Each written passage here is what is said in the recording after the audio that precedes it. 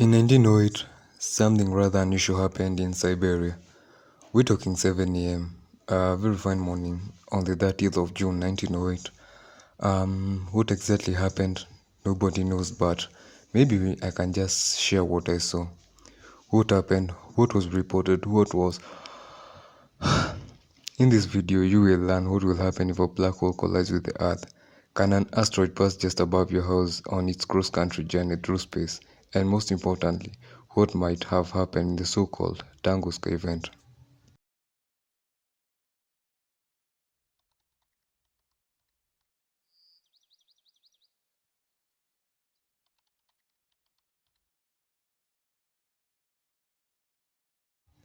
In 1908, the residents of Eastern Siberia, in the hills northwest of Lake Baikal, were treated to a morning show.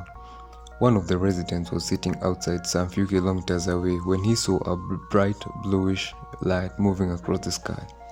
The light was so bright as the sun, but this was just a visual show with no audio, cause as you know from physics. Unfortunately, this is not a physics video, but let's continue. After around 10 minutes was what sounded like blasting sound resembling artillery fire, but unfortunately, it was not yet over. A huge shockwave then hit the earth. This shockwave was so strong that it completely knocked off the trees to the ground. Well, fortunately that was the last detail we have. What if I told you whatever happened in Tunguska is still up for debate to this day? It's no surprise. Remember, it was in the beginning of the 20th century. But the issue lies in the event as it was recorded. One of whatever happened is a massive explosion that flattened around 80 million trees in an area 20,150 kilometers squared. Another thing was a crater that was never seen and that no fragments were ever found. So exactly the record of our story is that a bright light was seen coming from just above the ground, several kilometers above. Next was a loud deafening explosive sound and that a strong shockwave that knocked people off their feet, smashed windows up to many kilometers away from the point of impact.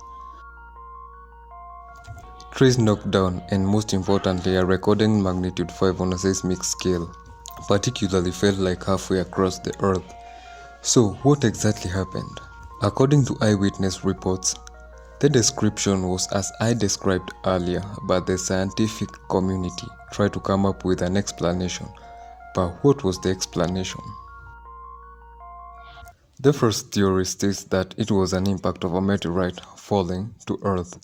Well, first, the definition of a meteorite is a small rocky object that orbits the sun. The keyword is rocky. A meteorite composition is rock, and don't get me wrong, but these objects are measured at a planetary scale. This means that they may be described as small, but on Earth basis, you would not want it to land anywhere near you. Just for a second, imagine a 60-meter rock landing on top of your head. It will be as big as having a full football field placed on your head.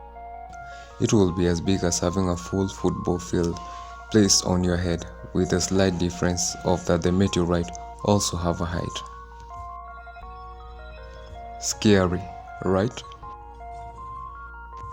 I don't know why physics keeps on popping into my videos ruining my story, but cause I'm an astrophysicist, let me just explain. You see, the issue is that the kinetic energy possessed by the meteorite is a half the square of its velocity multiplied by its mass. So, an example of a 1 kilogram meteorite falling towards the Earth at a speed of 17 kilometers per second would most likely possess an energy of 0.069 tons of TNT.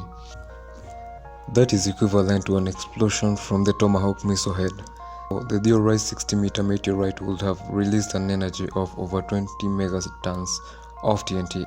Therefore, the theorized 60-meter meteorite would have released an energy of over 20 megatons of TNT, equivalent to 1,000 nuclear bombs. Well, that was enough to flatten 80 million trees. But wait, no crater was left, yet we expected one. And wait, there is more. The epicenter of the impact had the trees having their branches scraped off, but the trees were still standing, while trees surrounding were felled. pointing away from the point of impact. So definitely the meteorite theory was not right. The other possible explanation was an iron asteroid that passed through the Earth's atmosphere before heading back to space. Such an event is theorized to be likely to happen as proposed by Sergei Karpov, a doctor of physical and mathematical sciences at Kerensky Institute of Physics. The asteroid would only require to approach Earth through a certain angle, and it would avoid a collision with Earth. Such an asteroid would be 100 to 200 meters wide and would be traveling up to 20 kilometers per second and pass the Earth from a height of 15 kilometers above the ground. The rapid vaporization of the asteroid's surface would cause a shockwave that would be felt in a significant part of the Earth, which is exactly what happened. No crater required, no fragments, but that would not cause a fire as happened in the actual Tunguska event. Another of the hypotheses advanced by scientists was back in 1973 by two physicists. The physicists suggested that the meteorite was not actually a meteorite but a tiny black hole. Well, these teeny tiny black holes are believed to exist and are thought to exist even in the Kuiper belt. According to the calculation, such a black hole had to be 0.15 nanometers. To give you a better explanation, a black hole 5 times the mass of the Earth would only be 4.5 centimeters wide. Therefore, our black hole in question would have a mass in a factor of millions of kilograms. Impressive, isn't it? The hypothesis was that the black hole collision occurred at the Tunguska Event location. With that, the black hole going through the Earth and coming out on the opposite side of the planet. The hypothesis was just seen as another story, and even some scientists made fun of it. You see, such an occurrence would leave a similar occurrence as in the Tunguska event at the opposite side of the Earth at its exit point. It would also leave a trail of molten rocks, but nothing. The idea of a black hole colliding with the Earth is something we don't really know, but maybe one day. Let's first agree that the collision between the Earth and a black hole, even as tiny as the tip of a ballpoint pen, can be much catastrophic. Hence, we can only dream and shiver with fear. Luckily or unluckily, there are no black holes in the solar system observed by scientists.